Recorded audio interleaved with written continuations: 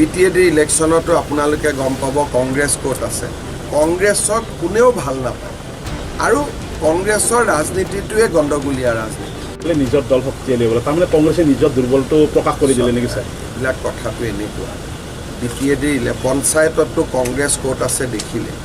BTAD ইলেকশ্যনতো আপোনালোকে গম পাব কংগ্ৰেছ ক'ত আছে। কংগ্ৰেছৰ বিষয়ে প্ৰশ্ন সোধা আৰু কণ্ঠ শক্তিৰ অলপ ক্ষতি কৰা একে কথা।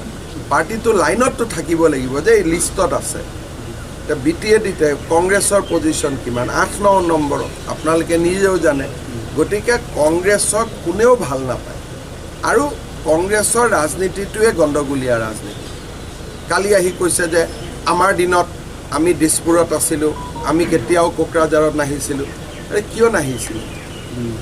মুখ্যমন্ত্ৰীজন আহিলেহে উন্নতি হ'লহেঁতেন। আহিব লাগিব। মুখ্যমন্ত্ৰীজন অহাৰ কাৰণেহে আজি মচলপুৰৰ পৰা বৰমা ফটাফট ৰাস্তাত আহিব ক'লোঁ।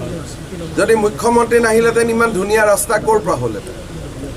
আজি মুখ্যমন্ত্ৰী আহে কাৰণেহে পাগলা দিয়াৰ ওপৰত 2খন দলং হ'ল। তাৰমানে তেওঁলোকৰ কথাটো কি যে আমিও নাহোঁ তুমিও নাহোঁ, কাৰো কাম হ'ব নালাগে, তুমিও ক্ষমতাত থাকা আমিও ক্ষমতাত থাকোঁ। তেওঁলোকৰ গোটেই ৰাজনীতিটো ক্ষমতাৰ ৰাজনীতি। আমাৰ ৰাজনীতি হৈছে মানুহৰ ৰাজনীতি। আজি এতিয়া তামোলপুৰত গ'লে মেডিকেল কলেজ দেখি কিমান ভাল লাগে। কংগ্ৰেছৰ দিনত কল্পনা কৰিব পাৰিছিল নেকি?